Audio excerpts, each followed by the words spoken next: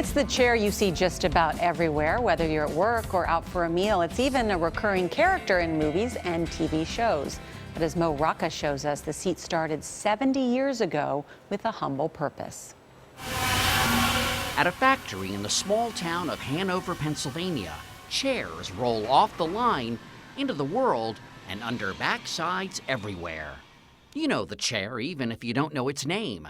The Emeco Navy chair.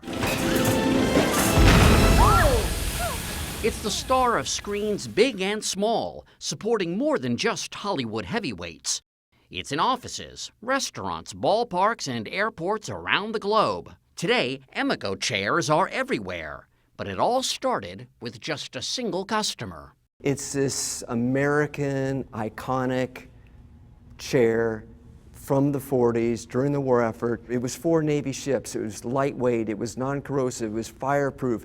It wasn't about design, it wasn't about style, it was about a purpose.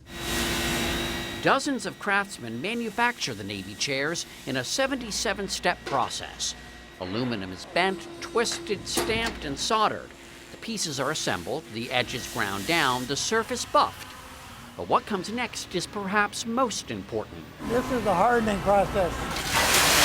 Oh my gosh. And he's got to wear that because of the heat. Did you ever see that movie Outbreak? Oh yeah. That looks like that. Whoa, oh, it's flaming. Like burning off the oil. So the aluminum chair goes into a 1,000-degree salt bath, then into freezing cold water, then into this acid, then into that oven for 8 hours, and it comes out hard as steel.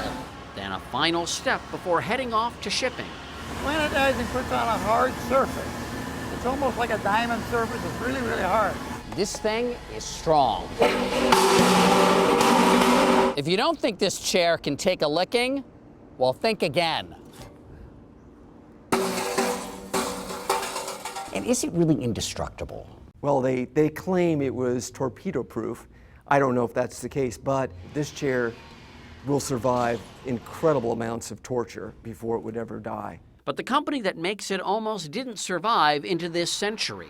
One chair, one customer. So that was a big problem for Emeco. As the war effort started to wind down, the Navy stopped needing chairs, and that was our business. If you're making something that lasts a very long time, well, people aren't going to need to buy more unless you find more customers. Right. CEO Greg Buckbinder says a chance run-in with designer Philippe Starck led to a successful collaboration and a rebirth for the company. The chair become more than a chair because it become a movement. Starck put a new light on it. It took this chair that looked retro and all of a sudden it looked modern. And it was really basically the same chair with a little polish on it. And that brought the whole company along with it. New chairs and new ideas. Architect Frank Gehry also designed a chair for Emeco, the Superlight. I designed it as stackable, so you could put 10 of them in the back seat of your car. And that was what I was trying to do. And it was very light, and hopefully it was very cheap. Cheap? Not exactly. Emeco chairs range in price from a couple hundred to a few $1,000s. But they do come with a lifetime guarantee. How many different chairs are there? Well, now we went from one, we have 88 different models.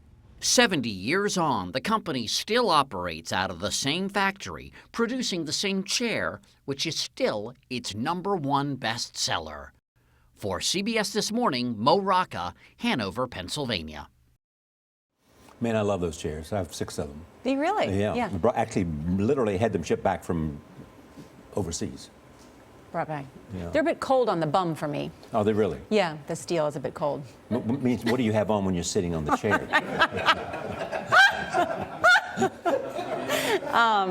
Okay, it's time to say goodbye, right? The show's over, Are you right? happy I'm back? I am happy you're back.